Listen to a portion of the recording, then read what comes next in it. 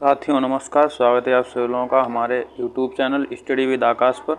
साथियों आज हमने जो टॉपिक लिया है वो नोबेल प्राइज़ का लिया है। नोबेल प्राइज़ जो कि सभी नोबेल प्राइज़ दिए नॉमिनेट हो चुके हैं और उनका हम एक शॉर्ट वीडियो लेंगे। PDF बनाने में बहुत ज़्यादा समय लगता था, इसलिए हमने समय को कम करते हुए अपनी जो है कॉपी पर जो लिखा है नोट्स उसी से आपको ये वीडियो प्रोवाइड कर रहे हैं।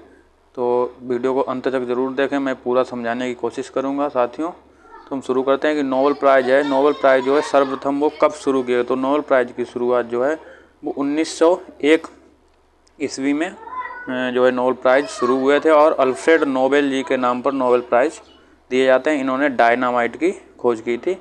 तो ये कौन कौन से क्षेत्रों में दिए जाते हैं हम वो बताते हैं आपको। ये भौतिकी, रसायन, चिकित्सा, साहित्य और शांति के क्षेत्र में दिए जाते हैं और ये पहले 5 क्षेत्रों में 1901 में दिए जाते थे और बाद में इसमें 1968 में इसमें अर्थशास्त्र को भी जोड़ दिया गया, जिसके बाद इसके 6 क्षेत्र हो गए। पहली बार अवार्ड जो है 1901 में दिया गया था और जो 5 क्षेत्रों में अवार्ड हैं भौतिकी, रसायन, चिकित्सा, साहित्य और अर्थशास्त्र, इसमें स्वीडन में अवार्ड दिए जाते हैं और जो शांति में होता है वो हमारे नॉर्वे में इसका अवार्ड शांति वाला दिया जाता है। तो टोटल 6 क्षेत्रों में ये अवार्ड दिए जाते हैं। फिर हम देखते हैं कि भारत में हमारे किस किस को जो है नोबेल पुरस्कार से सम्मानित किया गया है। तो सबसे पहले हमारा रविन्द्रनाथ टैगोर जी को इनकी जो गीतांजलि पुस्तक थी उसके लिए इन्हें 1913 ईस्वी में दिया गया था नोबेल पुरस्कार। फिर हमारे आते हैं CV रमन जी, इनको 1930 में दिया गया। फिर उसके बाद मदर टेरेसा जी को अवार्ड दिया गया। फिर मदर टेरेसा जी के बाद अमर्त्य सेन को मिला, इन्हें अर्थशास्त्र में मिला था। मदर टेरेसा जी को शांति में मिला था। फिर अभिजीत बनर्जी जी को अर्थशास्त्र में मिला। उसके बाद वेंकट रमन जी को भी विज्ञान में मिला और CV रमन जी को भी विज्ञान में मिला था। इसके बाद हरगोविंद खुराना जी को मिला और बाद में सबसे अंत में 2014 में कैलाश सत्यार्थी जी को शांति के लिए नोबेल पुरस्कार से सम्मानित किया गया।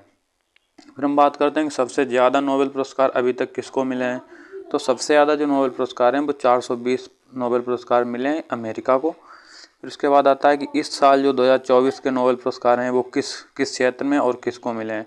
तो सबसे पहला हमारा आता है फिजियोलॉजी में वेक्टर एम्ब्रोज, गैरी रुबकन, इनको mRNA की खोज के लिए, माइक्रो RNA की खोज के लिए इनको फिजियोलॉजी में नॉमिनेट किया गया है। वेक्टर एम्ब्रोज और गैरी रुबकन को, एम्ब्रोज और रुबकन आप याद कर सकते हैं। फिर हमारा आता है फिजिक्स में किसे दिया गया? फिजिक्स में जॉन हॉपफील्ड, जेफरे ई हिल्टन, इनको दिया गया है मशीन लर्निंग के लिए। फिजिक्स में इनको अवार्ड दिया गया है किसको? जॉन हॉपफील्ड और जेफरे ई हिल्टन को, इन्हें मशीन लर्निंग के लिए फिजिक्स में अवार्ड दिया गया है। इसमें आप हॉपफील्ड और हिल्टन दोनों हाथ से ही इन्हें याद कर सकते हैं, फिजिक्स हॉपफील्ड और हिल्टन। हमारा नेक्स्ट आता है केमिस्ट्री में किसको दिया गया? तो केमिस्ट्री में हमारा जो नोबेल पुरस्कार है वो डेविड हासाविस और जॉन एम जम्फर को दिया गया है। इन्हें प्रोटीन संश्लेषण के लिए इसमें जो है अवार्ड दिया गया है। इन्होंने प्रोटीन की खोज की थी, उसके लिए दिया गया है। फिर हमारा आता है कि साहित्य में अवार्ड किसको दिया गया? तो साहित्य में जो अवार्ड है वो हॉन कॉन्ग को दिया गया है, जो कि साउथ कोरिया की एक लेखिका है। फिर हमारा आता है शांति में अवार्ड किसको दिया गया? शांति में अवार्ड है निहोन हिडानक्यू, एक वो ऑर्गेनाइजेशन है, इसे दिया गया है। जापान का ऑर्गेनाइजेशन है। इसे इसलिए दिया गया है कि परमाणु का हमला जो है वो किसी देश पर भी ना किया जाए, क्योंकि जो परमाणु हमले के जो अवशेष हैं वो यहाँ अभी तक पाए जाते हैं, उसका असर यहाँ अभी तक है। उसके बाद हमारा लास्ट आ जाता है अर्थशास्त्र का। तो अर्थशास्त्र का हमारा जो है वो डेरोन और सीमोन और जेम्स को ये हमारा अर्थशास्त्र का नोबेल पुरस्कार दिया गया है। तो साथियों वीडियो कैसा लगा है कमेंट करके ज़रूर बताएं। अच्छा लगा हो तो लाइक और शेयर ज़रूर करें। हमने बहुत ही कम समय में इसको कंप्लीट जो है नोबेल पुरस्कार आपको हमने कवर करने की कोशिश की है। तो वीडियो देखने के लिए सभी का धन्यवाद।